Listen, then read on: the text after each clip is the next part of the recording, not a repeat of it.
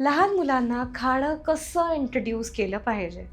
So 6 महिने exclusive breast फीडनंतर मी तुम्हाला माझी जर्नी सांगणार आहे, की मी दोन्ही मुलींना सॉलिड फूड कसं इंट्रोड्यूस केलं. पहिली सुरुवात जी मी केली ती तांदूळ आणि मुगाची डाळ हे दोन्ही एकत्र द्यायला सुरुवात केली. म्हणजे पहिलं खाणं जे मी इंट्रोड्यूस केलेलं आहे ते हे आहे.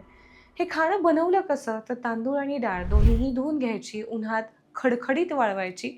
त्याच्यानंतर ती तुपात भाजली, त्याची पूड करून ठेवली. साधारण एक आठवडाभर पुरेल अशा ह्याने. आणि त्यानंतर ते शिजवून घेतलं चांगलं.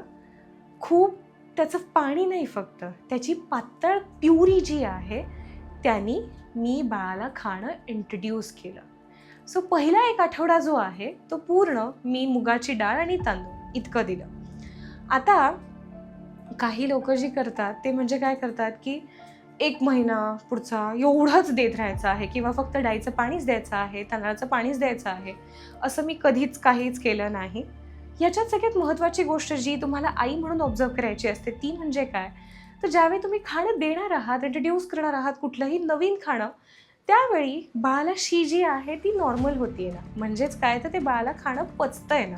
जर शी नॉर्मल नाही झाली तर लगेच डॉक्टरला कन्सल्ट करणं खूप महत्त्वाचं आहे.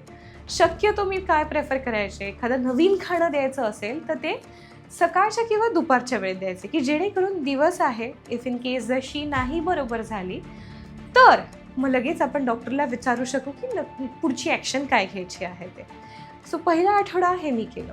त्याच्यानंतर मुगाच्या डाळीसोबत मी मसुराची डाळ इंट्रोड्यूस केली. असं करत करत एक एक एक एक खाणं वाढवत गेलं.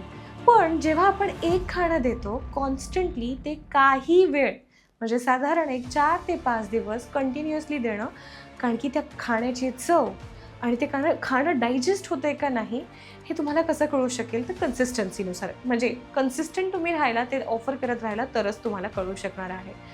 सो पहिला 1 महिना मी फक्त एकच मील ब्रेस्ट फीडसोबत बाळाला दिलं, जे मी दुपारचं खाणं द्यायचे.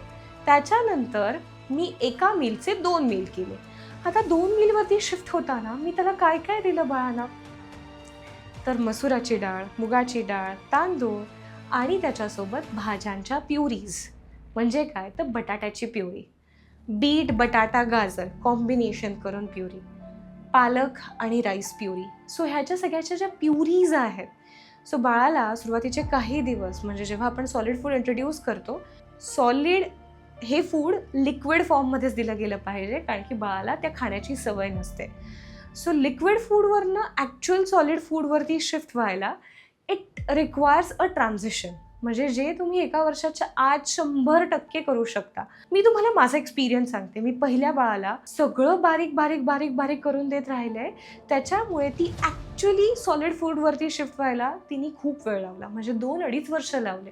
पण तेच रायाच्या बाबतीत एका वर्षात ती पूर्ण सगळ्या गोष्टी, भाजी, भाकरी, चपाती, सगळं जे आपण घरात खाणं खातोय ती ते खायला शिकले. सो माझ्यासाठी ह्या सगळ्या लर्निंगच्या गोष्टी होत्या. म्हणजे मी पहिल्या बाळाकडनं शिकले, दुसऱ्या बाळावरती 100% त्याचं इम्प्लिमेंटेशन झालं. सो पुढे पुढे कशी खाणी मी इंट्रोड्यूस केली, त्यानंतर पुढच्या ह्याच्यात मी फळांना सुद्धा ह्या रेग्युलर सॉलिड फूडसोबत इंट्रोड्यूस करत राहिले. जेव्हा जेव्हा म्हणजे ज्याच्यामध्ये प्युरीज म्हणा, ॲपलची प्युरी मी शिजवून द्यायचे, पेअरची सुद्धा प्युरी मी शिजवून द्यायचे. ह्याच्यामध्ये वेगळी टेस्ट येण्यासाठी मी ॲपलमध्ये युजली दालचिनीची पावडर टाकायची. इवन ह्यांचे जे जेवण बनवलं जायचं, मिठाचा वापर मी स्ट्रिक्टली 1 वर्ष अजिबात केला नाही, जे त्यांचं डेडिकेटेड खाणं बनत होतं. मग भातात काय टाकायचे, तर हळद, हिंग, त्याच्यानंतर जिरेपूड, धणेपूड, त्याच्यानंतर काळी मिरी पावडर, तुम्ही ओव्याची सुद्धा पावडर करून ठेवू शकता. जे काही शक्य आहे, मी एखादं भातात तमालपत्र टाकायचे तो स्वाद उतरण्यासाठी. सो हे सगळे स्वाद जे आहेत हे तुम्ही तुमच्या बाळाला प्रत्येक खाण्यामध्ये इंट्रोड्यूस करूच शकता. सो असं करत करत तो सगळा प्रवास सुरू झाला आणि हळूहळू त्याच्यानंतर मी सॉलिड फूडवरती शिफ्ट झाले. तर अशी होती माझी लिक्विड टू सॉलिडची जर्नी.